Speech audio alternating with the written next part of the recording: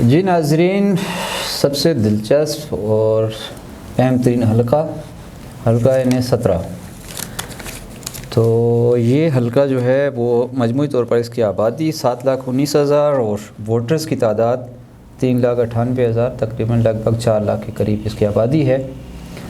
یہ ماضی میں بھی جو ہے وہ شاہ صاحب یہ حلقہ اہم ترین اس وجہ سے رہا کہ یہاں بڑا فیصلہ کن قسم کے ہوتے رہے ہیں، مقابلے ہوتے رہے ہیں، اور جو دیگر اس کے اثر نفسیات پہ بھی اثر کرتے ہیں یہ حلقہ ہمیشہ۔ جی ستر بھائی، N17 جو اس وقت ہے، اس در سے پہلے اس حلقے میں یا یہ جو کانسٹیٹوئنسی میں تبدیلیوں کے باوجود اس حلقے کو ہم یہ کہہ سکتے ہیں کہ یہ وہی حلقہ ہے جہاں سے امان اللہ خان جدون حصہ لیتے تھے۔ زیادہ تر اس میں وہ حصہ آ جاتا ہے، اربن ایریا آ جاتا ہے۔ یہاں پر ہمارے سامنے 2002 میں امان اللہ خان جدون نے 44,000 ووٹ لے کر یہ حلقہ ون کیا، اور ڈاکٹر اظہر 30,000 ان کے مقابلے میں لے پائے، اور آزاد تھے اس وقت۔ آزاد تھے، نون لیگ کی حمایت یافتہ تھے اس وقت۔ نون لیگ 2002 میں نون لیگ کی حمایت انہیں حاصل تھی۔ انہوں نے 30,949 ووٹ لیے، مطلب 31,000 سمجھ لیں، اور MMA کے حبیب الرحمان عباسی صاحب نے 21,000 ووٹ لیے 2002 میں۔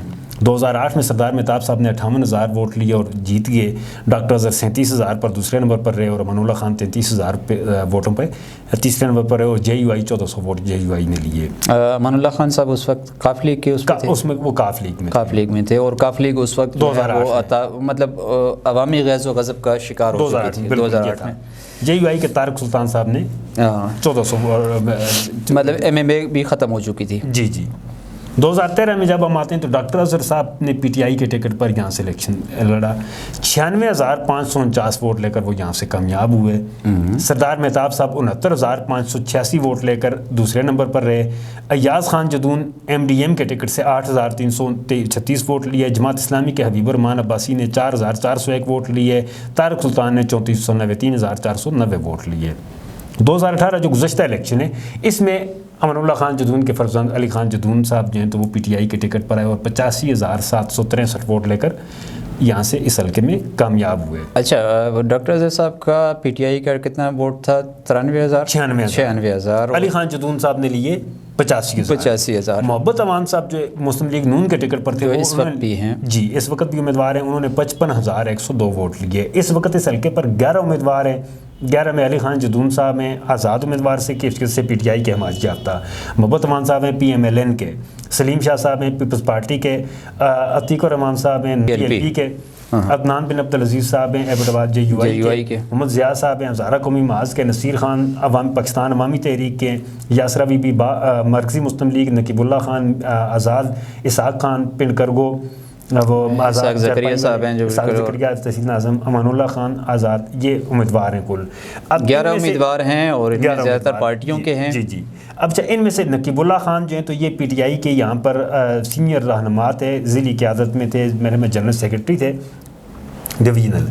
یہ آزاد حیثیت سے انہوں نے کاغذات داخل کروائے، لیکن علی خان جدون کے حق میں یہ یہاں سے وڈرا کر چکے ہیں۔ اسی طرح اب دوسرے بڑے امیدوار یہاں پر، تیسرے بڑے امیدوار جب ہم دیکھتے ہیں تو ہمیں یہ دکھائی دیتا ہے کہ علی خان جدون جن کے پاس یہاں پر اس حلقے میں 85,000 ووٹ پہلے سے موجود ہیں، اور محبت امان صاحب کے پاس 55,000 ووٹ ہیں۔ تیسرا بڑا امیدوار کون ہوگا، یہ اس میں دیکھنے کے لیے ہمارے پاس 2 امیدوار ہیں، ایک سلیم شاہ صاحب ہیں اور ایک اسحاق زکریا۔ اسحاق زکریا کو ہم اس لیے کاؤنٹ کرتے ہیں کہ ان کے ساتھ جو جڑے ہوئے، ان کے ساتھ جو صوبائی حلقے پر شوکت تنولی صاحب ہیں، وہ یہاں سے پہلے قومی اسمبلی کے الیکشن لڑ چکے ہیں، اور 12,669 ووٹ لے کر وہ تیسرے نمبر کے کینڈیڈیٹ رہ چکے ہیں۔ سلیم شاہ صاحب کا بھی تقریباً ان کا پرسنل ووٹ بینک جو پچھلے الیکشن میں سلیم شاہ صاحب نے PK 38 سے اسی حلقے میں آتا ہے، یہ شیروان وغیرہ والا حلقہ جو ہے، اس میں 13,486 ووٹ لیے۔ بالکل ہو گیا، ٹھیک ہو گیا۔ پارٹی کے ٹکٹ پر انہوں نے پہلے یہاں سے 13,000 ووٹ یہ لے چکے ہیں، اور اچھا یہ 2 حلقوں سے لے رہے ہیں، 45 پہ بھی ہیں اور NA پہ بھی ہیں۔ جی اور اسحاق زکریا کے ساتھ جو مرکز میں، مطلب اسحاق زکریا قومی اسمبلی کے ٹکٹ پر ہیں اور قومی اسمبلی کی نشست کے لیے، تو ان کے ساتھ شوکت تنولی جو ہیں وہ صوبائی اسمبلی کے کینڈیڈیٹ ہیں۔ تو جن کے جو صوبائی اسمبلی کے کینڈیڈیٹ شوکت تنولی، وہ بھی مؤثر کینڈیڈیٹ ہیں، اور وہ 12,679 ووٹ پہلے لے چکے ہیں۔ اور اسحاق زکریا کا اگر وہ اپنا اسحاق بھی زکریا ایک کو آ جو جاتے ہے ہیں تو وہ پھر اسحاق زکریا کا اپنا جو بیک گراؤنڈ ہے شیروان سائٹ پر یا پن کرگو میں یا جو ان علاقوں میں جہاں پر ان کا اثر و رسوخ ہے تو وہ بھی تیسرے اور چوتھے نمبر میں موجود ہیں. صحیح ہے. تو باقی جتنے بھی نئے نام آئے ہوئے ہیں ہم دیکھتے ہیں کہ جے یو آئی کے یہاں پر اتنے نصیر خان ان زیادہ نہیں میں ہیں ناموں میں ذرا تھوڑا سا معروف نام. جی پھر نصیر خان نے تحصیل میئر کے الیکشن میں حصہ لیا 2022 میں بھی 2 سال پہلے 8,272 ووٹ انہوں نے لے رکھے ہیں. تو پانچویں بڑے کینڈیڈیٹ اگر پانچویں بڑے امیدوار اس حلقے میں کسی کو کہا جاتا ہے تو وہ نصیر خان صاحب ہیں. باقی جتنے لوگ ہیں جے یو آئی کے ہیں اگر عدنان بن عبدالعزیز صاحب تو جے یو آئی کے اس حلقے میں ہم ریکارڈ دیکھتے ہیں کہ طارق سلطان صاحب 3490 ووٹ لے چکے ہیں. لیکن اس میں ایک اور متحدہ دینی محاذ جو تھا یا اس وقت جو رائے حق پارٹی ہے وہ بھی الگ ہے. ان کے امیدوار آزاد حیثیت سے بھی آئیں یا جس طرح بھی آئیں تو وہ 8,300 ووٹ ان کا مطلب آپ ان کو 10,000 سے نیچے مذہبی جماعتوں کا آپ کر سکتے ہیں. اس وقت وہ نہیں ہے موجود, رائے حق پارٹی یہاں پر موجود نہیں ہے. تو اگر یہ 8,000 ان کے ساتھ چلا جاتا ہے جے یو آئی کے حق میں چلا جاتا ہے تو پھر جے یو آئی کو ہم دیکھ سکتے ہیں کہ نظریاتی طور پہ یہ دونوں جماعتیں قریب ترین ہیں.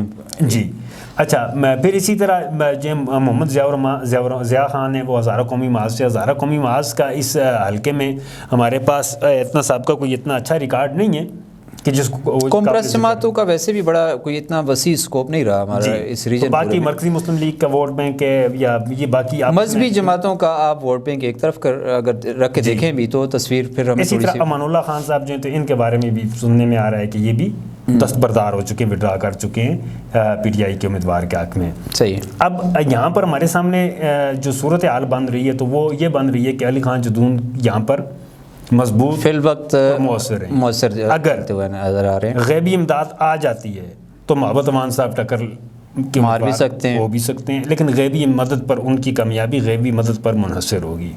اچھا, اب یہ سوال نہ کیجئے کہ غیبی مدد سے نہیں, میں وہ مولانا فضل الرحمان والی نہیں کرتا میں. اچھا, کیونکہ ایک چیز ہے کیونکہ غیبی مدد کے مظاہرے ہم دیکھ چکے ہیں تو غیبی مدد انہیں جتا سکتی ہے, لیکن یہاں پر علی خان جدون صاحب کا کئی لحاظ سے ہم کہہ سکتے ہیں کہ وہ اس وقت ان کی مطلب پوزیشن بظاہر جو ہمیں نظر آ رہی ہے وہ اچھی نظر آ رہی ہے, اگرچہ مقابلہ سخت ہوگا. یہ نہیں ہے کہ آپ یہ کہہ اس حلقے پر اتنا سخت مقابلہ ہوتا ہوا دکھائی نہیں دے رہا. ایک طرفہ آپ کہہ سکتے ہیں اس میں یہ حلقہ تقریباً یک طرفہ طور پر اربن ایریا کی وجہ سے, علی خان جدون کی وجہ سے اور پی ٹی آئی کا جو بیانیہ ہے, پھر نوجوان ووٹرز ہے, نوجوان ووٹرز ہیں, نئے ووٹرز جو آئے ہیں وہ اٹریکٹ کرتے ہیں. تو پھر ساتھ ساتھ اس میں جو سب سے زیادہ بڑا نقصان جو جا رہا ہے وہ یہ جا رہا ہے کہ الیکشن سے 4-5 دن پہلے آپ نے لگاتار ایک کیس کی سزا, دوسرے میں سزا, تیسرے میں سزا, چوتھے میں سزا, اس پہ ایک دم وہ تاثر بن گیا کہ یار یہ تو ریئیکشن کے طور پر وہ ایک ہوتا بھی یہ ہے کہ آپ جس وقت اس طرح کرتے ہیں تو ایک ہمدردی کا ایک جذبہ لوگوں کے اندر بیدار ہو جاتا ہے. بالکل وہ ممکن ہے. اچھا, تو وہ بھی ان کے فیور میں جا رہا ہے, ان کے اگینسٹ کوئی چیز نہیں. اس کے بعد کیا ہوگا ہم یہ نہیں کہہ سکتے. نہیں, ہمیں ابھی دیکھیں مستقبل انپریڈکٹیبل ہوتا ہے. ہم اس کے ماضی کے ٹریک ریکارڈ کو دیکھ کر کچھ پریڈکشن کر سکتے ہیں کہ یہ ایسا ممکن ہے لیکن ہوگا نہیں طور پر. پھر تیسری ایک اور اہم بات وہ یہ ہے کہ ہم سوشل میڈیا کے جو تجزیات ہوتے ہیں, سوشل میڈیا کے جو سرویز ہوتے ہیں, ہم ان پر انحصار کرتے ہیں. تو جب ہم ان پر انحصار کرتے ہیں تو وہ گراؤنڈ پر کتنے اثر انداز ہوتے ہیں یہ چیز سمجھنے سے تعلق رکھتی ہے. ایک چیز آپ دیکھیں کہ سوشل میڈیا ایک وہاں پہ بیٹھ کے لائک یا دل والی ایموجی کا بٹن دبانا ایک اور چیز ہے, اور نہیں ہمیں پسندیدگی کا ریشو بتا دیتا ہے کہ پسندیدگی اس کو زیادہ ہے. پسندیدگی کے لیے اس اپنے آپ کو ثابت کرنا, مطلب ظاہر ہے پولنگ اسٹیشن تک جانا بھی ایک معنی چیز رکھتے ہیں نا. وہاں پہ تو کاؤنٹ کچھ اور ہوگا, یہاں پہ تو آپ کا ایموجیز تو کاؤنٹ ہو رہی ہیں لیکن وہاں پہ آپ کا ووٹ کاؤنٹ ہوگا.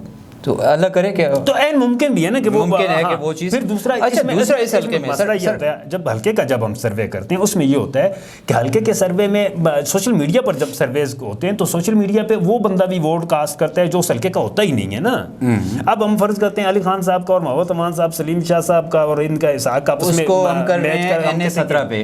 اب ہمیں ایک بندہ ووٹ کر رہا ہے کوہستان سے کر رہا ہے, کراچی سے کر رہا ہے, اسلام آباد سے کر رہا ہے, تو پھر وہ ووٹنگ پر وہ کتنا اثر, وہ ووٹنگ پر تو اثر انداز برحال یہ ایک الوژنس ہے. پھر ان سیاسی پارٹیوں کے اپنے میڈیا ڈپارٹمنٹس ہیں یا اپنا ایک شعبہ ہے, ونگ بنے ہوئے ہیں جو اپنے اس میں وائرل کروا کے تو ووٹ کاسٹنگ کروا دیتے ہیں. تو وہ لوگ ووٹ آ کر حلقے میں تو نہیں نہ دے سکتے, وہ لائیو وہاں پر دے سکتے ہیں. پی ٹی آئی اس معاملے میں کئی معنوں میں بہت سی جماعتوں سے آگے ہے. مطلب ٹیکنالوجی کے لحاظ سے اس نے بڑا ظاہر ہے نئی جنریشن جو ہے تو وہ آنکھ کھولی ہے تو اس نے وہی چیز دیکھی ہے. اب یہ دیکھ لیں ہمارے ظاہر ہمارا جو کام ہے وہ زیادہ تر سوشل میڈیا پہ ہی ہوتا ہے.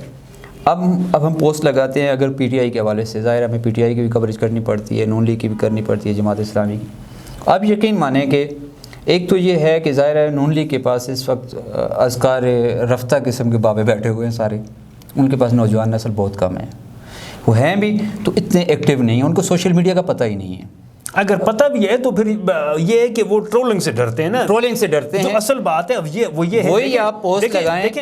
دیکھیں جو سب سے بڑا اس ملک کے ساتھ جو سب سے بڑا بدقسمتی جو ہو رہی ہے وہ یہ ہے کہ آپ کا سیاسی کارکن کھل کر رائے نہیں دے پاتا کیونکہ اس کو ٹرولنگ پہ ڈرتا ہے. اچھا سر، اچھا اس حلقے پہ نا ایک اور چیز جو بڑی ایک بہت بڑی ڈیولپمنٹ جس کو دیکھا گیا تھا کہ یہاں پہ مہتاب عباسی صاحب نے جی اچھا ہاں اس میں جو امپورٹنٹ جو چیز تھی وہ یہ تھی، ایک یہ بھی تھی علی خان کی، کہ انہوں نے علی خان کی حمایت کا اعلان کر دیا ہے. تو اب وہ یا سابقہ اسی حلقے میں آپس میں باہمی بڑے دو حریف جو ہیں وہ اگر یکجا ہو جاتے ہیں تو پھر تیسرے کے لیے جگہ نہیں بچتی. یہ فیصلہ کس حد تک سپورٹ کر سکتا ہے، یا یہ آپ کا کیا خیال ہے کہ جو مسلم لیگ کے نام پہ اس کے ساتھ چلتے رہے، سردار مہتاب صاحب کے ساتھ 30-40 سال سے لوگ چلتے رہے، کیا ان کے کہنے پہ وہ علی خان کی طرف چلے جائیں گے؟ دیکھیں جو جس میٹنگ میں، جس جلسے میں، جس گیدرنگ میں یہ فیصلہ ہوا ہے اس گیدرنگ کے آپ لوگوں کو دیکھیں وہ سارے میچور لوگ تھے، وہ کوئی عام لوگ نہیں تھے، سوسائٹی میں اثر و رسوخ رکھنے والے لوگ تھے، ان میں وکلاء بھی تھے، ان میں ڈاکٹر، مطلب اثر انداز ہو سکتے ہیں، اثر انداز بہت زیادہ اثر انداز ہو سکتے ہیں، بہت زیادہ. ان کا اثر انداز ہونا ہی جس وقت جس کے بعد اس حلقے کو ایک یک طرفہ سمجھا جا رہا ہے تو وہ اسی سینیریو میں دیکھا جا رہا ہے کہ اس کے بعد جو پیش رفت ہو رہی ہیں اب اس کا جو کاؤنٹر نیریٹو ڈیولپ کرنے کی کوشش کی جا رہی ہے کہ جی یہ ہمیں پہلے آپس میں لڑاتے رہے. اچھا سر اس معاملے میں دیکھیں ٹھیک ہے، ہم کہہ سکتے ہیں کہ مہتاب صاحب کو ووٹ کی محرومی کا دکھ تھا تو انہوں نے سب کچھ اپنا آخری وہ بھی داؤ پہ لگا دیا. تو ظاہر ہے پچھلے الیکشن میں مہتاب صاحب بھی تو خود وہ عین وقت پہ آ کے وہ دیکھیں مہتاب صاحب کا جو سٹانس ہے وہ درست ہے، وہ ٹھیک ہے. وہ جو بات کرتے ہیں وہ کہتے ہیں کہ سیاسی پارٹیوں پر جو ہماری پارٹیاں ہیں ہم ان پارٹیوں پر فرعون بیٹھ گئے ہیں. اب یہ ان کا لفظ میں استعمال کر رہا ہوں، میں نہیں کہہ رہا ہوں. باپ کے بعد بیٹا ہے اور یہی چیز کو کرتے ہوئے انہوں نے اپنے بیٹے کے لیے ٹکٹ بھی لے لیا. جی بیٹے کے لیے، اپنے بیٹے کے لیے بھی ٹکٹ لیا، لیکن ان کا جو پارٹی کے حوالے سے جو سٹانس ہے وہ بڑا کلیئر ہے. تو اس صورت میں جو لوگ پارٹی کے اندر سے جو ناراض ہیں، جو یہ سمجھتے ہیں کہ ہاں جی یہ نہیں ہونا چاہیے، تو پھر وہ ظاہر ہے وہ دوسری طرف تو جائیں گے، اور دوسری طرف بھی انہیں ایک مضبوط جگہ پر، ایک مضبوط ٹھکانے پر وہ اگر لے کر جا رہے ہیں تو پھر اس کا مطلب یہ ہے. چلیں سر، ہم نے اپنے قیاس کے گھوڑے دوڑا دیے، اب عوام کیا کرتے ہیں 2 دن کے بعد معلوم ہو جائے گا. دودھ کا دودھ اور پانی کا پانی. بہرحال یہ ہے کہ اگر لسی بنانی ہے تو اس میں دہی ڈالنا پڑے گا، یعنی ووٹ دینا پڑے گا لازمی. آپ بھی ووٹ دیجیے گا. تب تک اجازت، اللہ حافظ. اللہ حافظ.